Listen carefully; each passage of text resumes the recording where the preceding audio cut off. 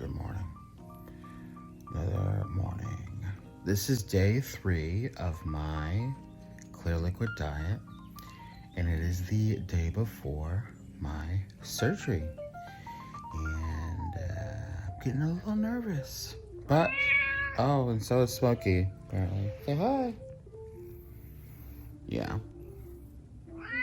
All right, so I thought I'd come on the day before surgery today to kind of discuss how things have been the past 3 days or 2 days on my clear liquid diet, and then kind of something that you can expect after surgery as far as how you recuperate, and then also your follow-up with your doctors. As I mentioned in my last video, some of this might vary.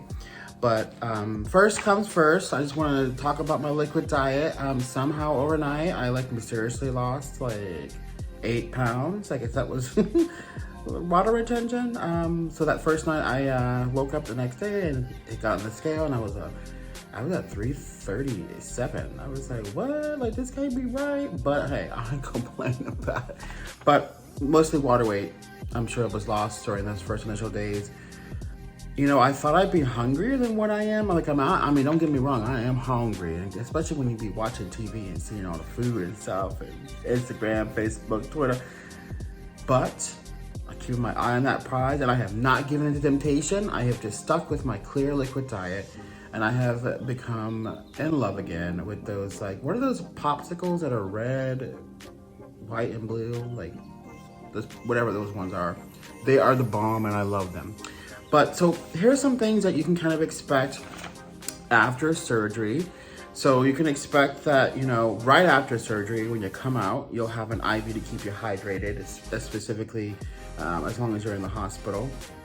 And you can expect to stay in the hospital for 1 to 2 days. It really depends on how you take to the surgery. It also depends on, depending on how well you take fluid, it's also a big determining factor on how long it takes for you to get discharged.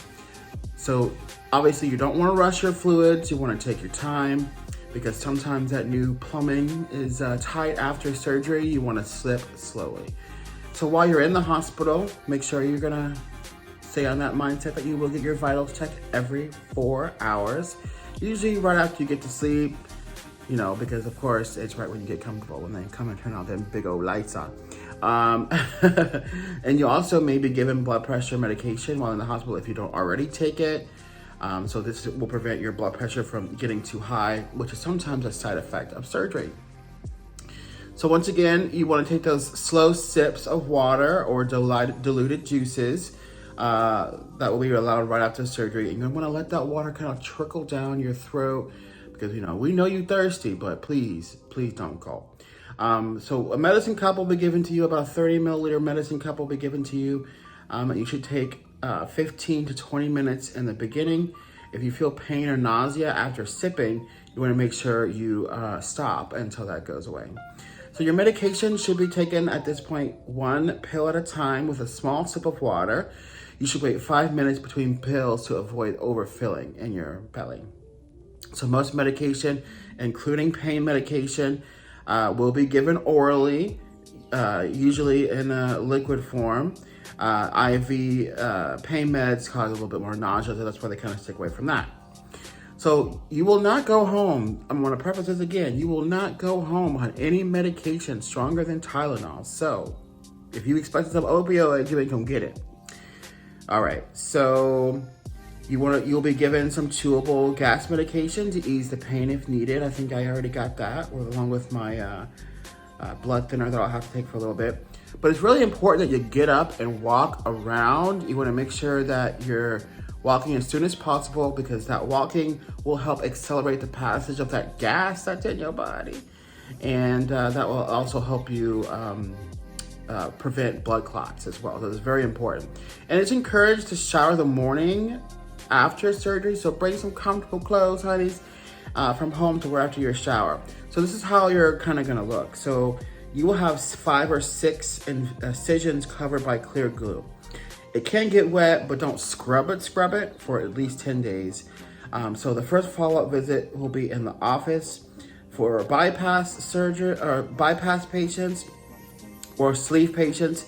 That'll be at about 3 weeks after surgery. So there's some things that you can expect after surgery. And this is kind of the outline for the schedule for follow-up. So you're gonna get that 3-week visit to the office for a physician follow-up. 5 weeks, phone dietitian follow-up appointment. 3 months, you'll have a physician assistant and dietitian follow-up appointment. 6 months, and then 12 months the same. Once again, let me go ahead and put this disclaimer right there. This is just my process through my doctor and my dietitian. It might vary for you. I'm just kind of going over what I will be expecting post-surgery. One very important thing is to stick to your diet. You will be in phases after surgery. So that first phase was essentially like your fasting stage with that liquid diet. And then you'll gradually be able to introduce more foods in weeks 2 and 3 until you get to week 4, where you can essentially have normal solid foods again. But it really all depends on how you take. Each situation is different, so don't expect to be chowing down on some kind of hamburger or something at week 4 when you don't bust up your incisions week 3. So, just gotta keep those expectations realistic. But now I will officially say again, the next time you will see me will be the morning of surgery. Thanks for tuning in. Make sure you like and subscribe. Or what? Thanks for tuning in.